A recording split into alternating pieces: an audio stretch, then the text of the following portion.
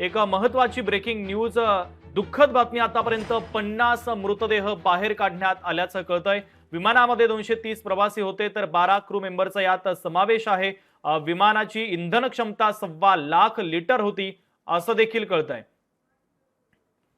तर महत्त्वाची breaking news आपण पाहतोय। आतापर्यंत 50 मृतदेह बाहेर काढण्यात यश आलेलं आहे। रेस्क्यू ऑपरेशन अद्यापपर्यंत सुरूच आहे।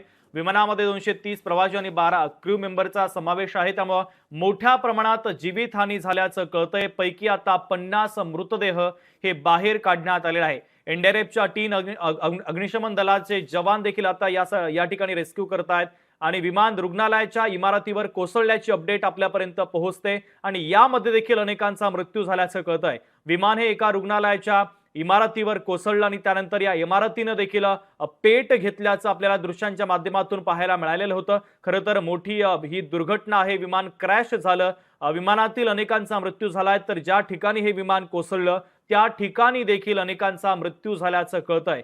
या संदर्भातले काही व्हिडिओज आता समोर येत आहेत। विमान एका रुग्णालयाच्या इमारतीवर कोसळलं, या इमारतीमधील देखील काही जणांचा मृत्यू झाल्याचं कळतंय। रुग्णालयातील 15 डॉक्टर जखमी झाल्याची अपडेट देखील आपल्यापर्यंत पोहोचते। तर सध्या अहमदाबाद विमानतळावरून सर्व उड्डाणं रद्द करण्यात आलेली आहे। राष्ट्रीय तपास यंत्रणेची टीम देखील आता दाखल होत असल्याचं कळतंय। संपूर्ण या अपघाताचा तपास ते करणार आहे। डीजीसीएच्या वतीने देखील इन्फॉर्मेशन सातत्यानं जारी केली जाते। तर एअर इंडियाच्या वतीने देखील स्टेटमेंट देण्यात आलेलं होतं। तर आता सगळ्यात महत्त्वाची अपडेट या अपघाताच्या संदर्भातली पोहोचते ती म्हणजे 50 जणांचे मृतदेह बाहेर काढण्यामध्ये यश आलेलं आहे। टेक ऑफ घेतल्यानंतर अवघ्या काही सेकंदामध्येच हे विमान कोसळलं। लगेचच विमानामध्ये भीषण स्फोट झाला। विमानाचा इंधनाचा जो टँक होता त्याची क्षमता मोठी असल्यानं या विमानानं पेट घेतला आणि अनेकांचा यामध्ये मृत्यू झालेला आहे। आतापर्यंत 50 मृतदेह बाहेर काढण्यामध्ये यश आलेलं आहे। अद्यापर्यंत हे आता रेस्क्यू ऑपरेशन सुरू आहे। एनडीआरएफची टीम आणि अग्निशमन दलाच्या वतीनं आणि स्थानिक प्रशासनाच्या वतीनं युद्ध पातळीवर हे रेस्क्यू ऑपरेशन सुरू आहे।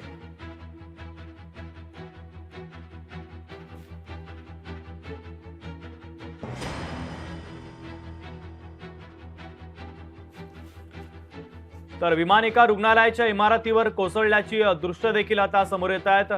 सिव्हिल रुग्णालयाच्या टीबी विभागावर हे विमान कोसळलं। रुग्णालयातील 15 डॉक्टर जखमी झाल्याचं देखील कळतंय।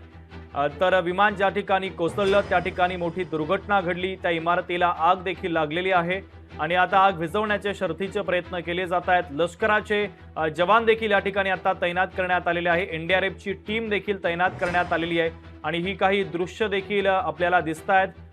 या दृश्यांच्या माध्यमातून आपल्याला या संपूर्ण दुर्घटनेचा अंदाज येतोय किती भीषण अशी ही दुर्घटना आहे।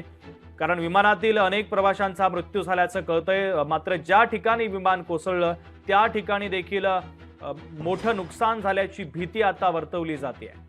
एका रुग्णालयावरती हे विमान कोसळलं, 15 डॉक्टर त्या रुग्णालयातील जखमी झाल्याची माहिती आहे। सिव्हिल हॉस्पिटलच्या टीबी विभागावर हे विमान कोसळलेलं आहे।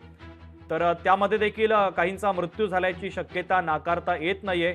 एअर इंडियाचं AI 171 क्रमांकाचं हे विमान होतं आणि हे कोसळून ही मोठी दुर्घटना घडलेली आहे।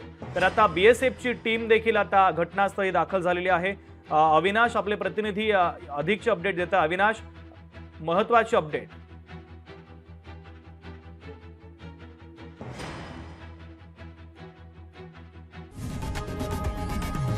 लोकशाही मराठी ऐका, पहा, जागरूक रहा।